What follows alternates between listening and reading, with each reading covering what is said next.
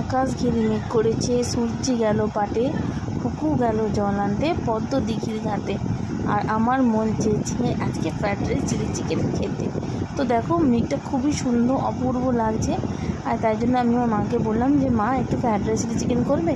এই নিয়ে মা একটু বকাবকি করলো, তারপরে মা বললো ঠিক আছে যা নিয়ে আয়। দেখো এখানে চাল টাল সব ভিজিয়ে দিয়েছে আমার মা, কাটাকুটিও করে দিয়েছে এবার আমাকে।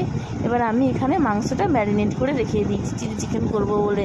তারই মধ্যে আমি এখানে ভাজাভুজি সব করে নিয়েছি ফ্রাইড রাইসের জন্য। আর হচ্ছে যে এখানে দেখো আমি রান্না করে আমার মুখটার অবস্থা ঘেমে নিয়ে গেছি।